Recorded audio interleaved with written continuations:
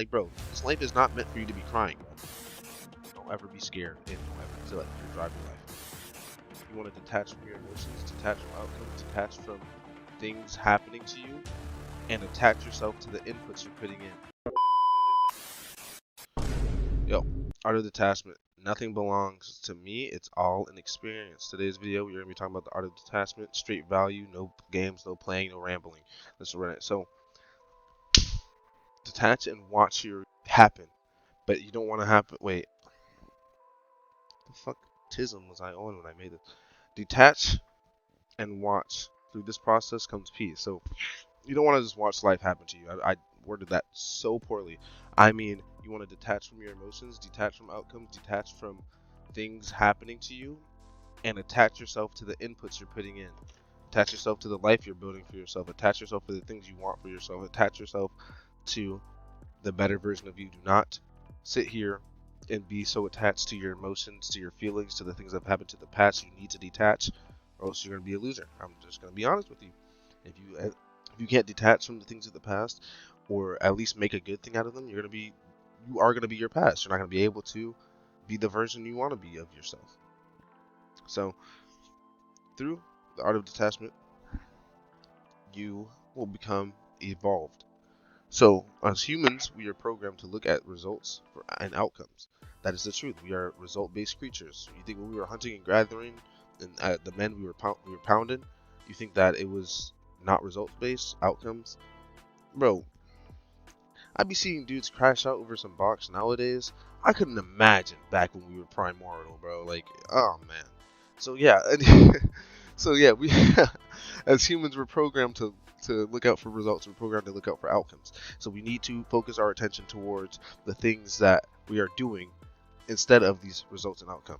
You need to stop being attached to such materialistic items. I don't know. I can't stress to people enough how important it is to detach from materialistic items. If it wasn't for the art of detachment, my ass would not be out here in Vietnam, bro. I promise you that, dude. I had so much shit I had to leave behind. I left behind my computer, my mic, my desk, my monitors. I had to sell my guns, my car.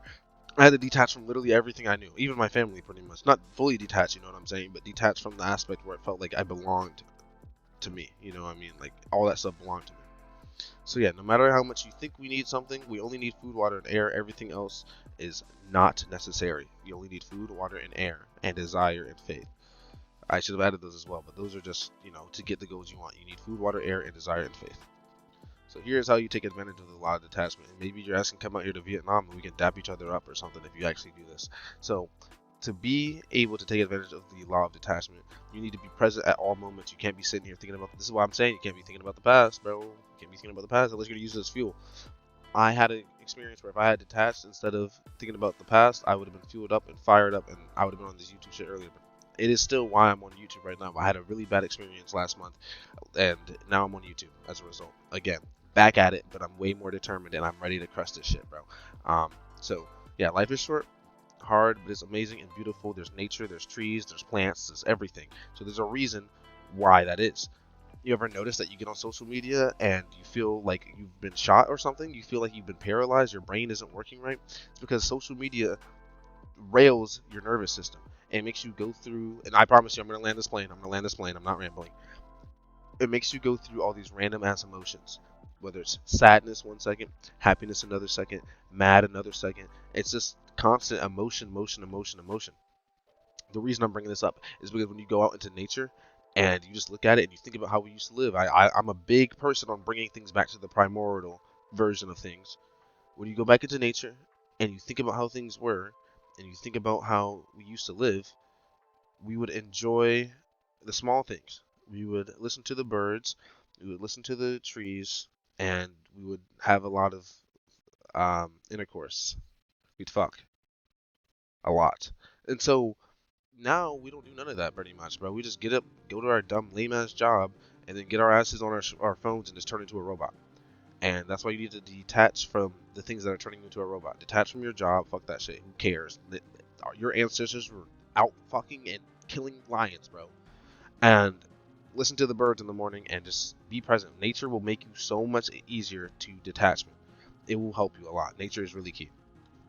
And also, that's why when you have a good relationship with someone in your life, it will make you happier. And please, please, please, this is something I'm starting to do myself because I'm tired of this shit.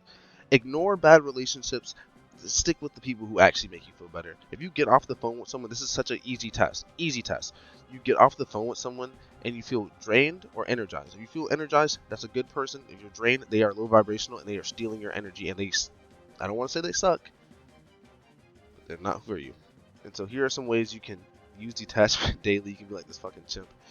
Um, So instead of tweaking about results, be glad you showed up in the first place. And stop over exaggerating about these dumb things. When you think about how you want to be in a couple years or how you want your life to look in the long term, you will stop tweaking about stupid ass things. You'll be grateful for them, honestly, because you'll realize that a lot of the dumb things that happen in your life, you can use them as fuel. Your mind is in your control, so that's why you need to detach. Because if you don't detach and start using your mind to fuel you towards your goals, it's going to be pushing you away from your goals. So yeah, you need to think about the long term. What's affect me in 5 years type shit. Start thinking of struggle that comes with the job of living, and struggle is necessary. Use it as to your advantage. That's what I've been trying to tell you guys this whole video. Detach from the negative and attach yourself to the positive that you have from struggling. When you are going through something painful, when your emotions are tweaking, when you are in agony all the time, you can switch that all to motivation, fuel for the fire, and the drive to change your life forever. You need to stop caring about what people think about you.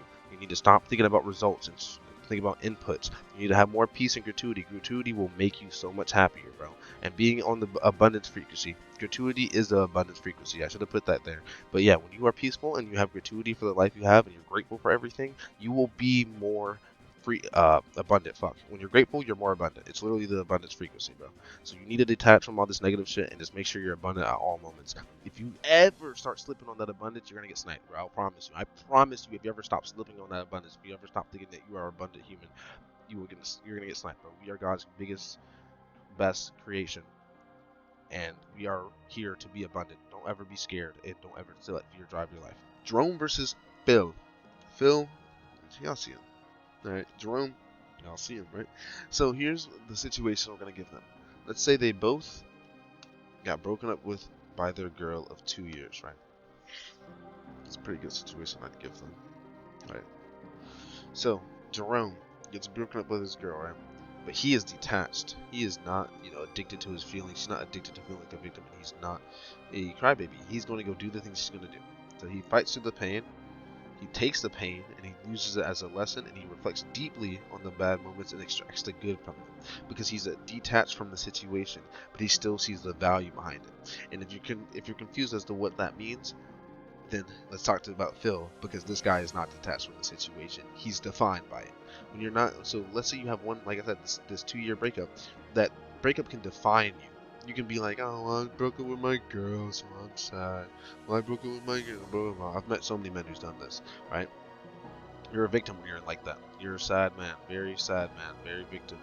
And so you let the pain define you, you let the hurt define you, and you become the guy who got broken up with his girlfriend and has not been the same ever. You guys know that nigga. Oh, I'm about to crash out. Y'all know that nigga who got broken up with his girlfriend and they've not the same since.